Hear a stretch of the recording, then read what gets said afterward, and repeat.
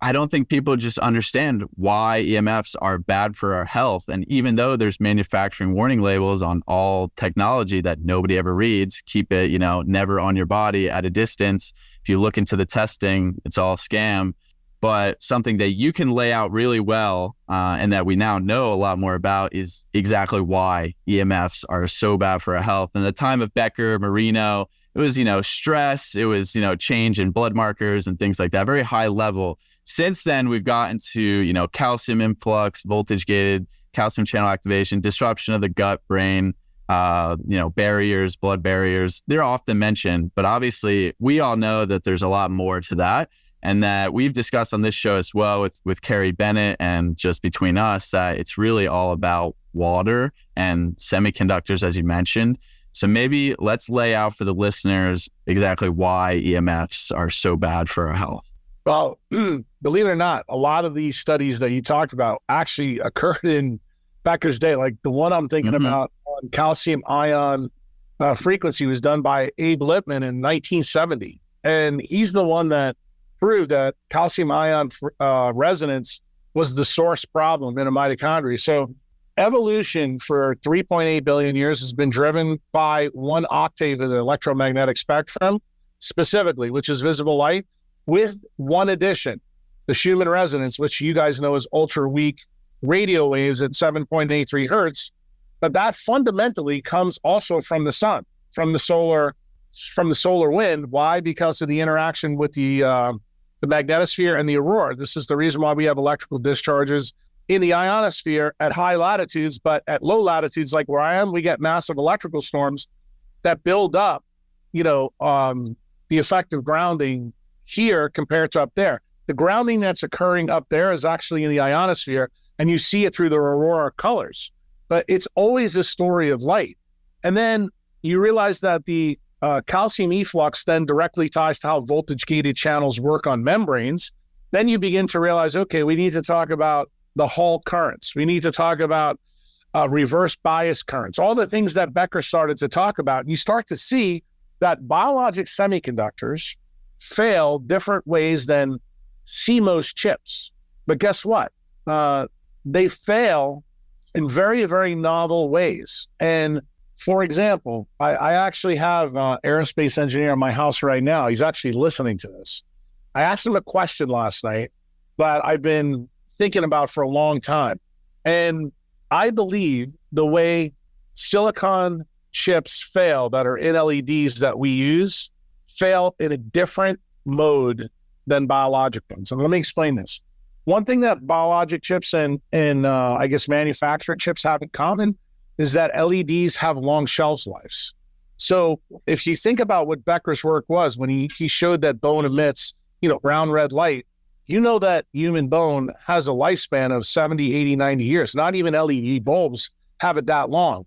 So I got to thinking, what would be the failure mode, in a biologic chip versus, a metal oxide that you'd find in a standard LED. And I think the answer is found in the benzene ring that we use. And I've been looking at chemistry for probably 10 years. There's a new paper that just got published literally yesterday. That's what stimulated my question to the aerospace engineer. And you guys know who he is. It's Michael Shapiro. And I think the way we fail is we actually fail in the EMF standpoint. And let me explain that to you. In the beginning of this podcast, I told you what Becker found in space, that 2 copper atoms blew out of their pits, and that knocked off, collagen and apatite. I actually think that's how biologic semiconductors fail. And here's the funny part. What's the process that controls all the opsons, all the biologic semiconductors that I talked about with Huberman on Rick's podcast? It's actually the ubiquitin system in biology. Ubiquination is how proteins get marked for replacement. And remember what I said in that podcast, is that all proteins are designed to have huge shelf lives. In other words, they're semiconductive.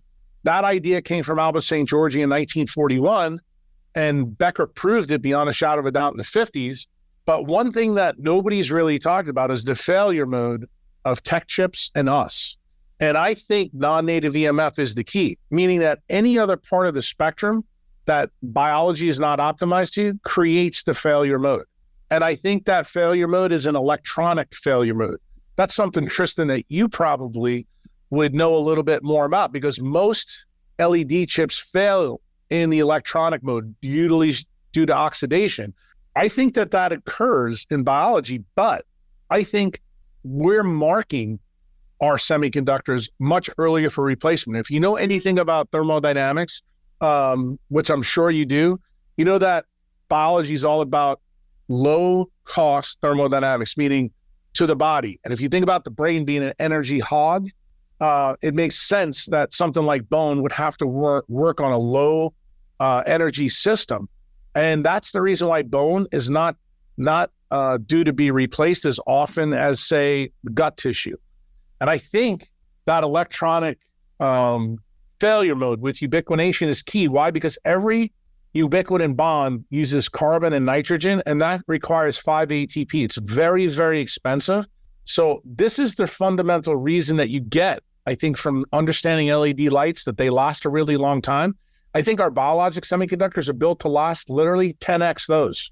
And I think the difference is the failure mode is the key.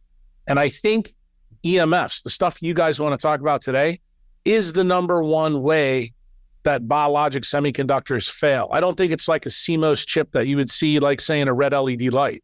And I think part of that reason has to do with how ions at the atomic level are moved in space.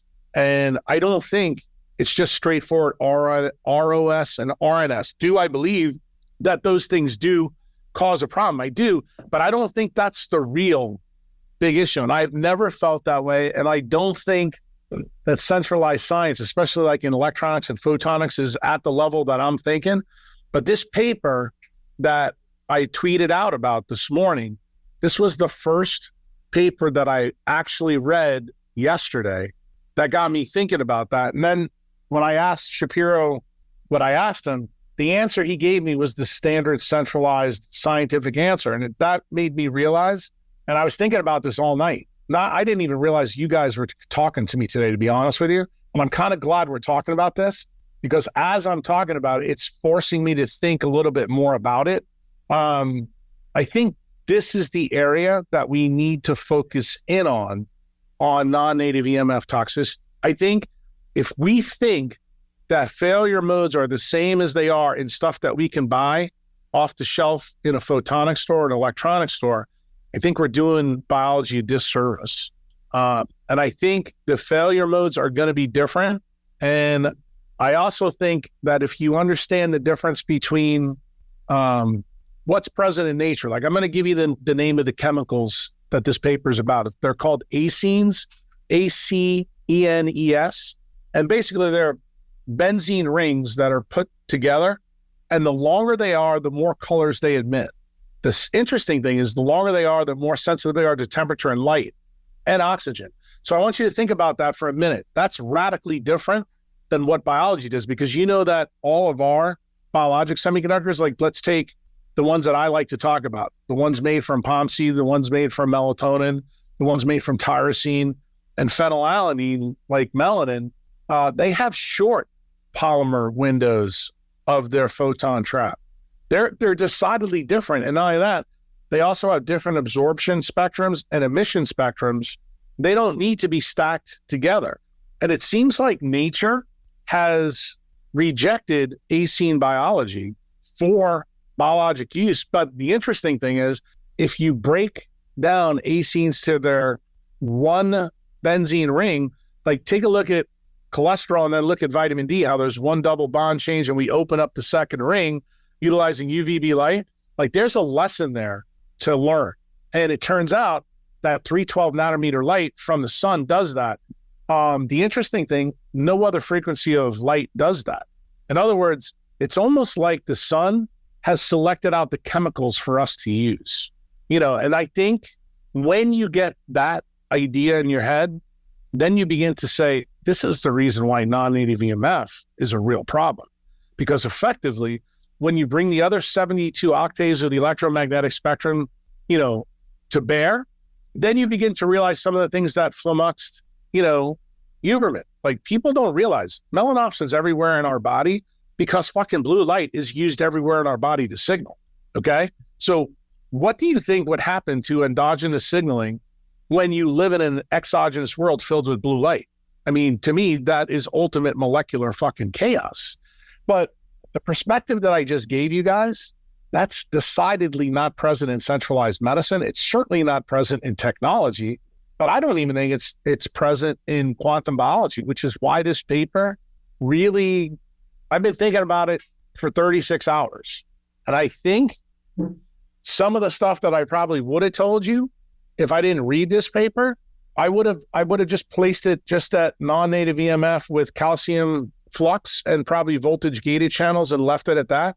Now I'm not so sure that that's the case. I think that when we go outside the visible spectrum, we are guaranteed to create molecular chaos. And that has huge implications for how, engineers will design circuits in the future. Why? Because I think you guys all learn about CMOS design. I think it's time that you have to learn about how carbon does it with water. And it turns out one of the things that Shapiro said to me that made total sense, because it makes sense now why biology does what it does. Most LEDs are damaged by thermal inefficiencies. What does water do? It absorbs all frequencies of light, especially best in the infrared A range, from 600 to 3100.